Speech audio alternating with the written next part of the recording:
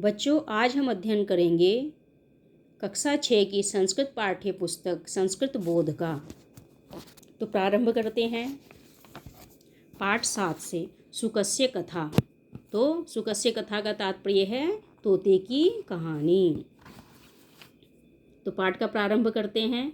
सप्तम पाठ। केनचित् धूर्तेन पक्षीपालकेन एकः शुक मनुष्ये इव वक्तुं शिक्षितः। किसी धूर्त पक्षीपालक ने एक तोते को जो है मनुष्य के समान बोलना सिखाया। कस्मिचिद् अपि प्रश्ने कृते अत्र क संदेह। वो उससे कुछ भी प्रश्न किया जाता तो वो क्या कहता, इसमें क्या संदेह। इत्यव स सुक वदति स्म। वह जो तोता था सिर्फ इतना ही कहना जानता था। एकदा स पक्षीपालक तम सुक नरेशस्य समीपम अन्यत। एक बार जो है वो पक्षी पालक उस तोते को राजा के पास लेकर आया। तत्र राजसभा प्रवेश्य पक्षी पालकेन उक्तम।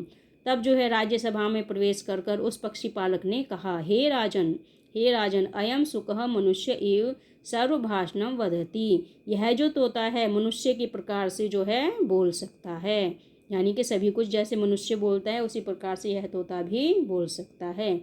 पक्षीपालकस्य एतद्वचनं श्रुत्वा राजा सुकं प्रति प्रश्नं कृत। पक्षीपालक यानी कि जो पक्षीपालक था उसका ऐसा कहने पर राजा ने तोते से प्रश्न किया, हे सुक किम त्वं सर्वदा मनुष्यवत वदसि। हे तोते, क्या तुम हमेशा मनुष्य जैसे बोलता है उसी प्रकार से बोलते हो। सुकेन उक्तम। तोते ने कहा, अत्र कः संदेह, इसमें क्या संदेह है। इति उत्तरेण अतीव संतुष्टः स राजा तस्मै पक्षीपालकाय 1,00,000 रूप्यकाणि ददो।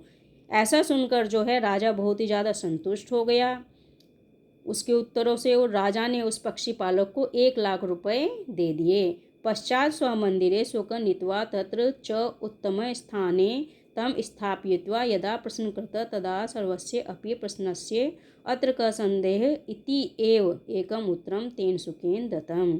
तब राजा ने जो है उस तोते को मंदिर में उचित स्थान पर लाकर स्थापित कर दिया, यानी कि रख दिया, और उससे हमेशा जब भी वह प्रश्न करता तो उसका एक ही उत्तर देता, अत्र कः संदेह इति ये उत्तरम तेन सुकेन दत्तम। तो यह ही एक उत्तर वह तोता देता। तदा कुपितेन राज्ञा पुनः सुक प्रति प्रश्न कृत। तब राजा ने क्रोधित होकर उस तोते से फिर से वही प्रश्न किया, रे सुक त्वम अत्र क संदेह इति वक्तुम जानासि। हे तोते, क्या तुम इसमें क्या संदेह सिर्फ यही बोलना जानते हो। सुकेन उक्तम। तोते ने कहा, अत्र कः संदेह, इसमें क्या संदेह है। यथा राजा अविचार्य एवं महत्ता मूल्येन सुक कृत। जिस प्रकार से राजा ने उस तोते का अधिक मूल्य देकर उस तोते को खरीदा, तथा केनपि मूर्खत्व न कर्तव्यम। तो हमें वैसी मूर्खता कभी भी नहीं करनी चाहिए। विचार्य एवं सर्वम कार्य कर्तव्यम। तो हमेशा हमें कौन सा कार्य करना चाहिए, विचार कर कर ही सभी कार्य करने चाहिए। तो बच्चों, समझ में आया ये चैप्टर आपको। अब देखिए इसके प्रश्न उत्तर देखिए। सबसे पहले तो हम इसके वर्ड मीनिंग याद करेंगे। धूर्तेन पक्षीपालकेन, धूर्त पक्षीपालक द्वारा मनुष्य इव। तो पहला क्या है, धूर्तेन पक्षीपालकेन, धूर्त पक्षीपालक के द्वारा। दूसरा, मनुष्य इव, आदमी के समान। तीसरा क्या है, शिक्षित, शिक्षा दी या पढ़ाया। प्रश्न करते, प्रश्न करने पर। वदति, बोलता था। नरेशस्य समीपम, राजा के पास। प्रविश्य, प्रवेश करके। उक्तम, कहा। वचन श्रुत्वा, बात सुनकर। सुकः, तोता। प्रश्न कृत, प्रश्न किया। अतीव संतुष्ट, बहुत संतुष्ट। 1,00,000 रूप्यकाणि, 1,00,000 रुपये। पश्चात, बाद में। स्वमंदिरे, अपने कमरे में। नीत्वा, ले जाकर, लेकर। स्थापित्वा, सम्मान पूर्वक रखकर। यदा, जब। तदा, तब। कुपितेन, कोप से युक्त, राजा के द्वारा। विचार्य, विचार करके। कर्तव्यम, करना चाहिए। यथा, जिस प्रकार। मूर्खत्वम, मूर्खता या मूर्खपन। तो ये क्या है बच्चों, ये हैं शब्द अर्थ। इसके बाद देखिए क्वेश्चन आंसर हम करेंगे। पहला क्वेश्चन क्या है, क में है निम्नलिखित प्रश्नों के उत्तर लिखिए। तो इन प्रश्नों के उत्तर हमें क्या करना है, लिखना है।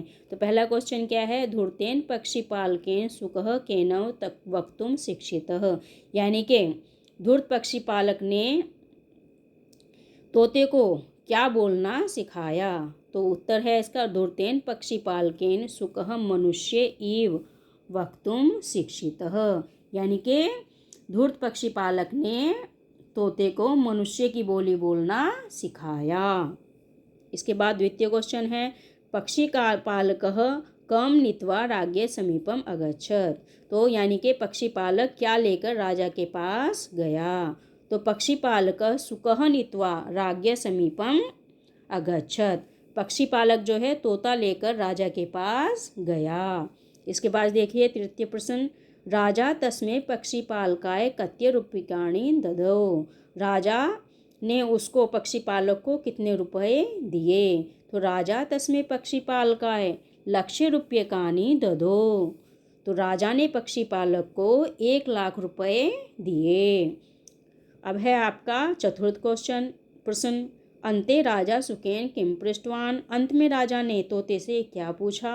अन्ते राजा सुकेन पृष्टवान, रे शुकः त्वम अत्र क संदेह इति एव वक्तुम जानसि। हे सुख, क्या तुम सिर्फ अत्र क संदेह बोलना ही जानते हो।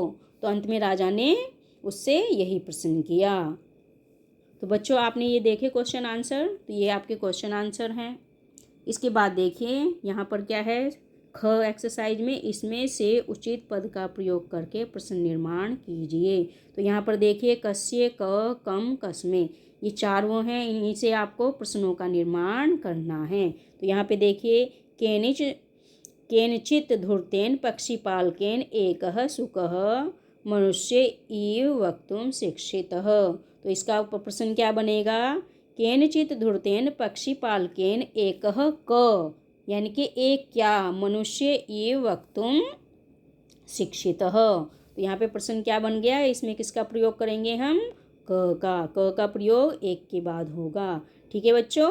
इसके बाद देखिए पक्षीपालकस्य वचनं श्रुत्वा राज्ञा सुकः प्रतिम प्रश्न कृतः। पक्षीपालक के वचन यानी कि बातें सुनकर राजा ने जो है सुख से एक प्रश्न किया। तो यहाँ पे प्रश्न क्या बनेगा, पक्षीपालकस्य वचन श्रुत्वा राज्ञाम काम प्रति, काम आएगा यहाँ पर। तो यहाँ पे कहाँ है, ये कम लिखा है ना, तो बेटा ये गलत लिखा हुआ है, तो इसको कम को आप काम कर देंगे।